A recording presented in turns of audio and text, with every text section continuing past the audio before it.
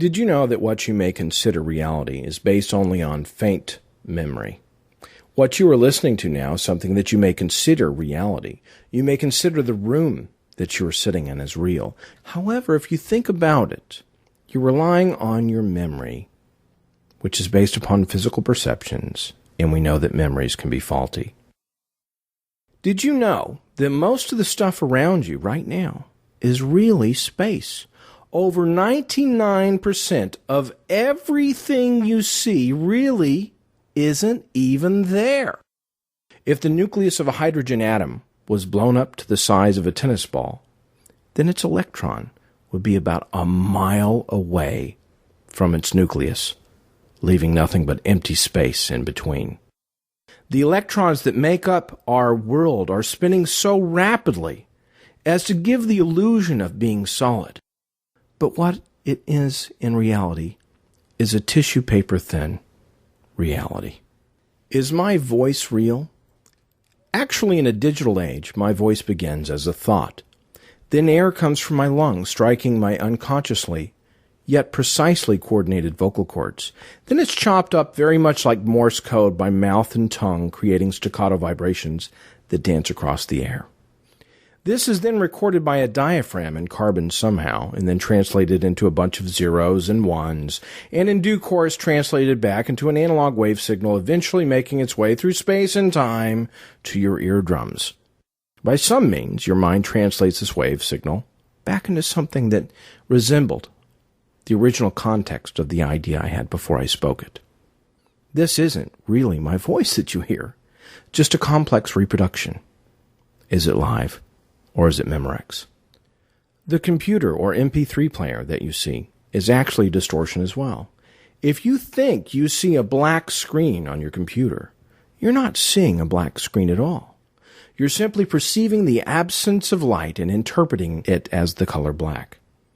If you think your chair is blue, you are only really receiving visually the frequency of light that bounces off of it. Somehow, miraculously, the light comes in through your eyeballs, and the image that begins upside down in your brain is turned right side up by your mind. And all of this seems to go on in real time.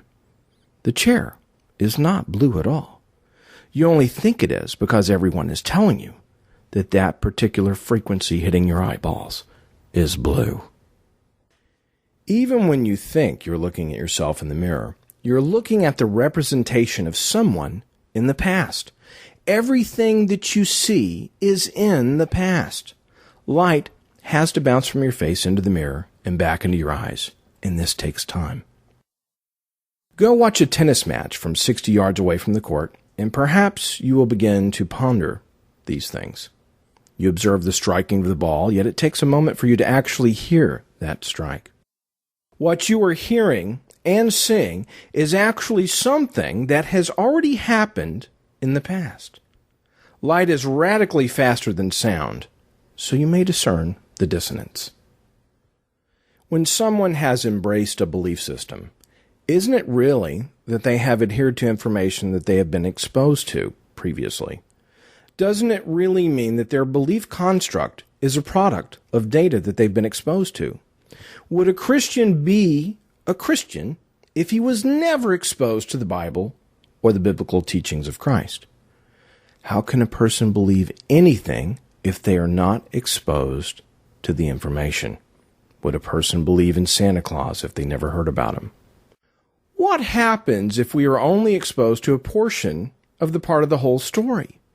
Isn't it true that our minds fill in the gaps and therefore greatly allows for errors? Don't we formulate assumptions to fit in the pieces that don't fit? If A plus B equals C, then does A plus D equal Z? Wait a minute. There are many pieces of the puzzle that are missing. If we learn to question the things in our physical reality, doesn't it make sense to question the conclusions in our minds that are a result of the misleading reality around us? We have not been exposed to all the information in the universe, so thinking that it is possible to get at the truth, even if we were exposed to all that data, is beyond speculation. If you think about it, information didn't begin in the physical universe. It began somewhere else. It began in the Spirit. In the beginning, God.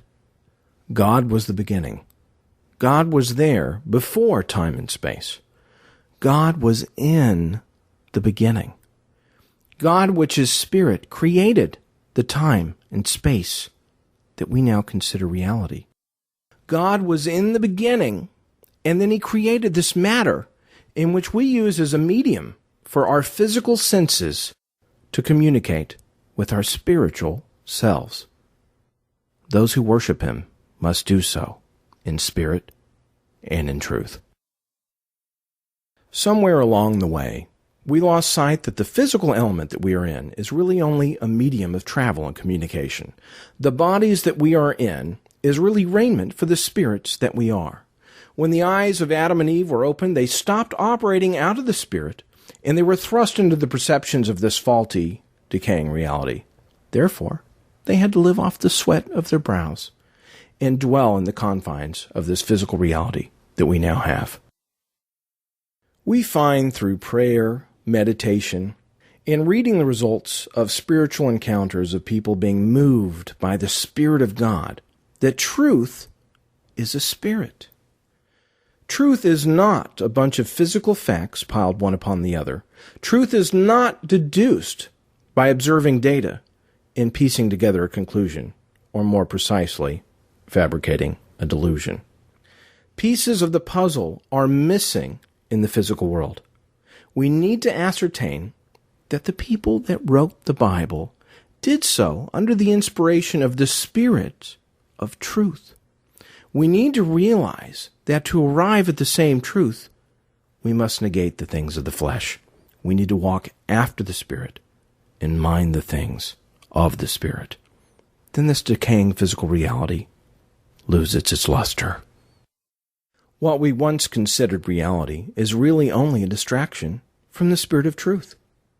Mind the things of the Spirit. There's a reason Jesus said to pray in the closet.